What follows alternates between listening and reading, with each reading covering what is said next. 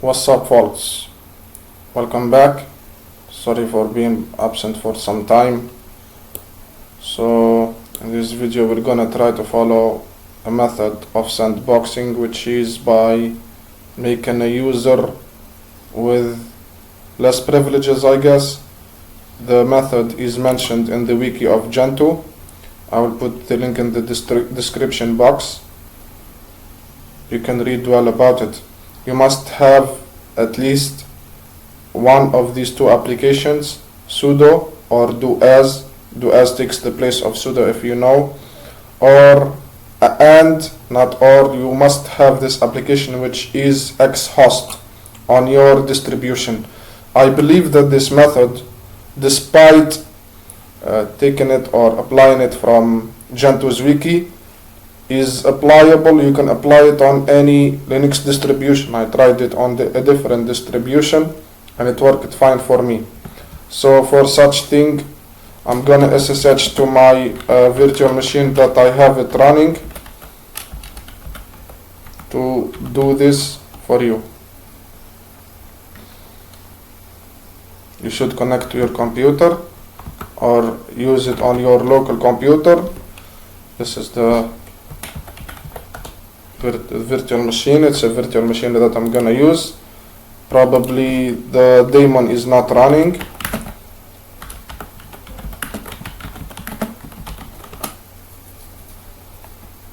Oh, it's running, so it's supposed to connect to it. Yes. For the wiki, tells more details than what I told you. You may need to read it. And this method is known with its simplicity, so it can be useful for you. You don't need to have extra packages.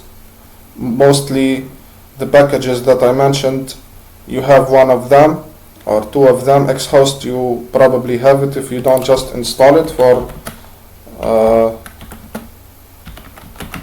I'm having here Linux Mint. To install it here, you can simply run sudo apt install xhost. I believe it's installed, otherwise if it isn't, we will have it installed already here. Okay, so yeah, let's take this package. The name may vary from a distribution to another. For your own distribution, you can check if you already have this package or not. For example, for Linux Mint, it's installed. As you can see, it says X11 X server utils is already the newest version, which means it's already installed. Alright, so according to the wiki, it says that Firefox is the package we want to sandbox. Although for the wiki and this method, I tried it and it mentioned also, or it allows you to try it with multiple packages. So just replace Firefox, and it helps you make it globally. This method helps you make the execution of the sandboxed packages to become globally. For Larry is the own everyday user. In my case is user. The username is user, as you can see here. And FF is the sandbox user. Use it only to run Firefox or anything else if you want to continue with making it global configuration. I may skip some steps because I may skip them just to tell you what to do in case you don't want to go with them. So we added this user this way. In my case, I accept, or it's fine to keep the old or to keep the default suggested name from Gentoo's wiki, and then we run this command, but we replace Larry with our user. You do the same. In my case it's user, in your case it can be something else, whichever it is. So I remember that we need to make that file because it still doesn't exist. So if you don't have this file, you may not have the directory, so you make it. We will check. Yeah, so when we run the command again like this, it says like that. So we go and put it there because it's gonna append it to that file. You use any text editor and take this and copy it here. Save and exit.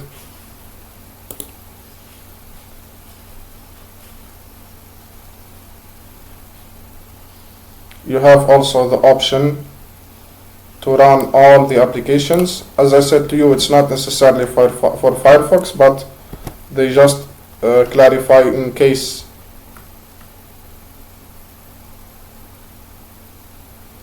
Yeah, so we make this. If you want to make it global or for all the applications to be sandboxed, just put all here.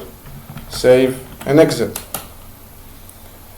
The steps that I skipped, for example, for Gentoo, you don't have sudo package installed by default. You don't have do as if you want to replace sudo installed by default. You can also use su according to the wiki page, which definitely exists in any distribution, but the wiki page says that you need to enter the password if you ever chose to run this method using the su package.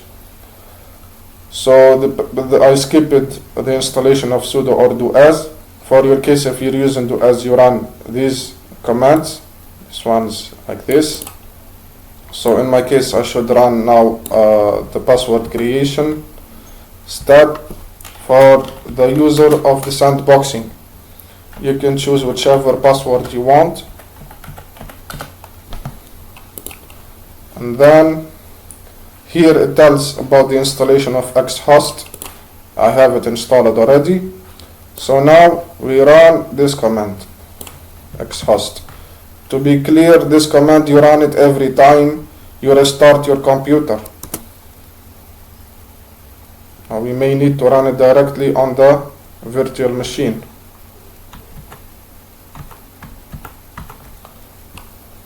So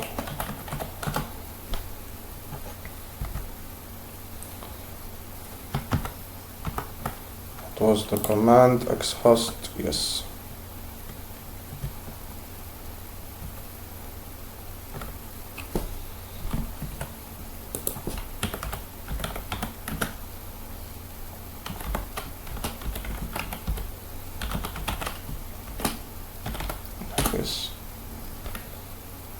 Yes, so every time you restart this machine or your own machine where you have created the user for sandboxing and you want to execute the commands sandboxed, you should run this command.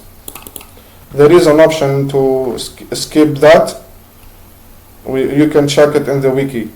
And then the next thing is to run this command. If you are using sudo, if you are using do as, you run this command, which just replaces sudo with do as. If you aren't using sudo or do as and just rely on su, just run this command. So like this.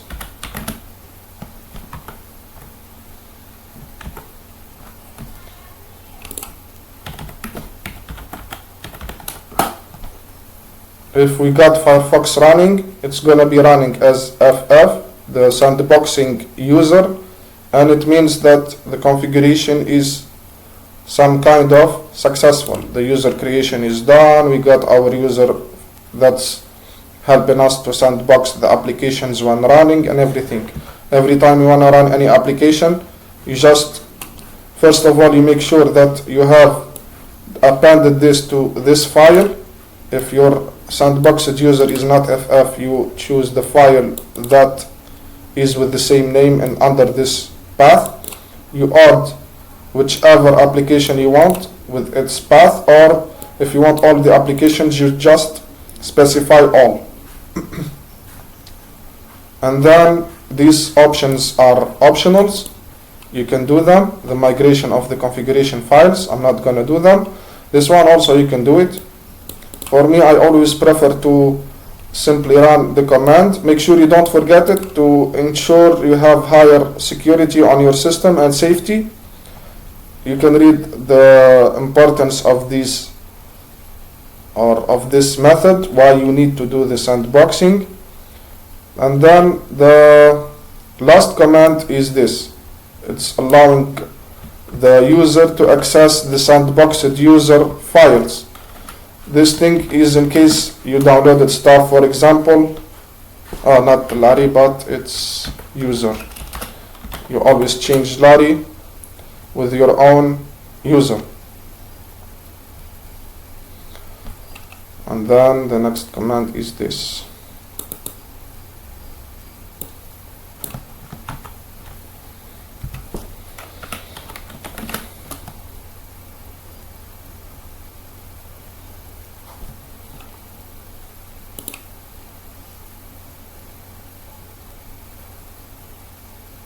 Yeah, it says here that in case you download files, you cannot access them.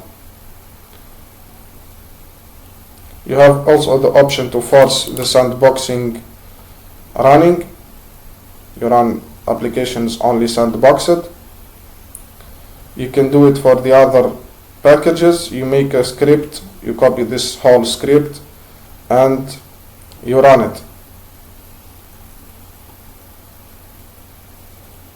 This also, in case you face the problem with pulse audio and so on. You can read the page very well.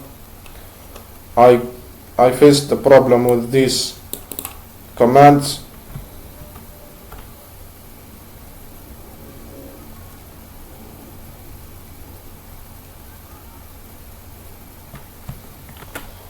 So as a solution for these errors, we have two options. Either we omit this